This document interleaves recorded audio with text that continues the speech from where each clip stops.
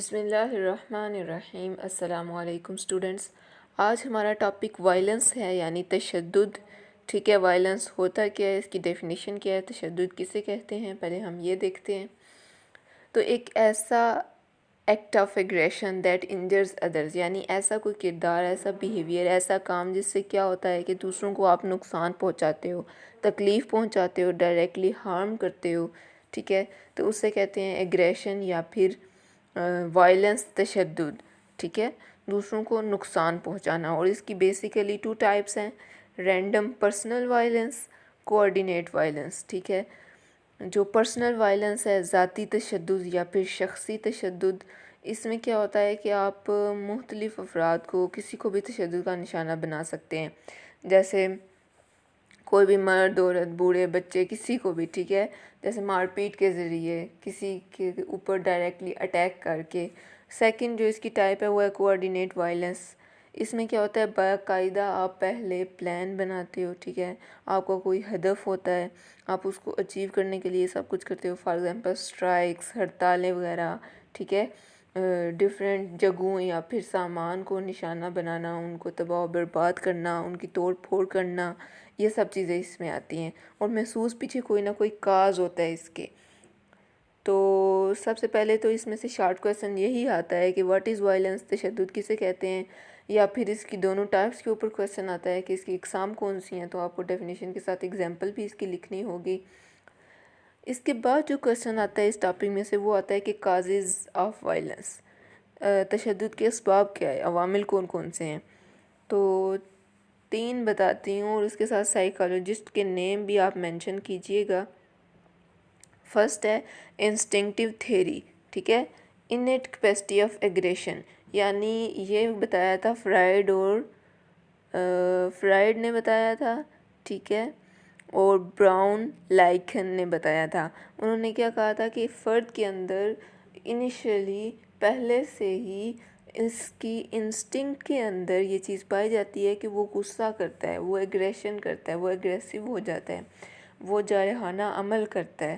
ٹھیک ہے، تو پھر بس اس کو تھوڑا سا بوسٹ کرنے کی ضرورت ہے، یا پھر اس کو تھوڑا سا پروب کرنے کی ضرورت ہے۔ وہ چیز اس کے اندر پائی جاتی ہے، یہ پہلے سے ہی وہ یہ کام کرنے کی ایک، اس کے اندر کہہ لیں کہ اس طرح کی ایک صلاحیت ہے اس کے اندر۔ صلاحیت پازیٹیو پوائنٹ میں تو نہیں، لیکن یہ ہے کہ وہ اس کو مزید بڑھا سکتا ہے۔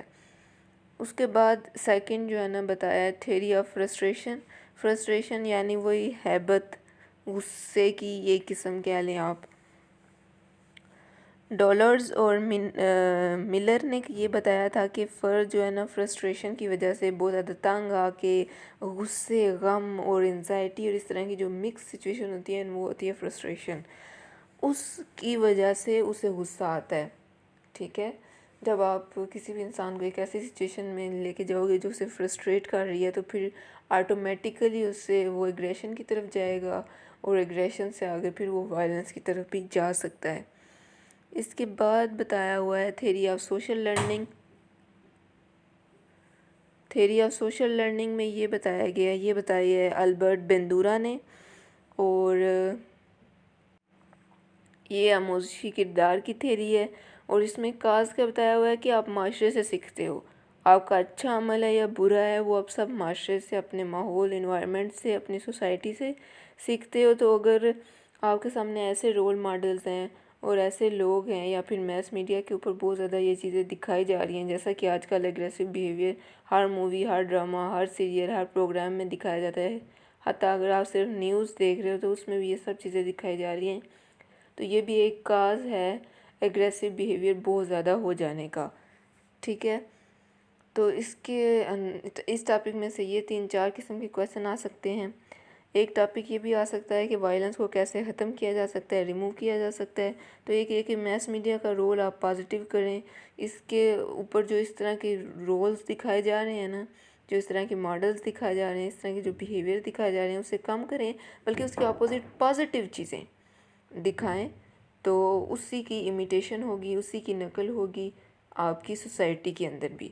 اور دوسرا یہ کہ کیتھارسس کا موقع دیں، لوگوں کو کس چیز کا موقع ملنا چاہیے کہ وہ اپنا غصہ یا ان کے اندر جو بھی اس طرح کی کچھ لوگ ہوتے ہیں جو اس طرح کی طبیعت کے ہوتے ہیں، تو پھر انہیں اس طرح کی چیزوں کی طرف جانا چاہیے. فار ایگزامپل وہ سول ڈیفینس کی ٹریننگ لے سکتے ہیں، مارشل آرٹس کی طرف جا سکتے ہیں. اس سے کیا ہوگا، یا پھر جو اسکاؤٹس وغیرہ ہوتے ہیں، ٹھیک ہے، ان کی طرف جانے سے، یا آرمی اور پولیس میں وہ بھرتی ہو سکتے ہیں. اس سے کیا ہوگا کہ ان کے اندر جو بہت زیادہ انرجی ہے اور اس طرح کی ہے، وہ پازیٹیو وے میں اپنا کام کرے گی اور نیگیٹیولی کسی کو ہارم نہیں کرے گی. تو یہ آپ کی انگلش میں ڈیفینیشن اور اس کی ٹائپس دی گئی ہیں وائلنس کی، ٹھیک ہے. اور پھر یہ اس کی تھیریز دی ہوئی ہیں پیج نمبر 117 پہ. اردو میں بات کریں تو سب سے پہلے ڈیفینیشن ہے تشدد کی، پھر دونوں اقسام کی ڈیفینیشن اور ایگزامپل، اور جو نیچے والا پیراگراف ہے اس کو آپ خود ہیڈنگز میں اور پوائنٹس میں چینج کرو گے.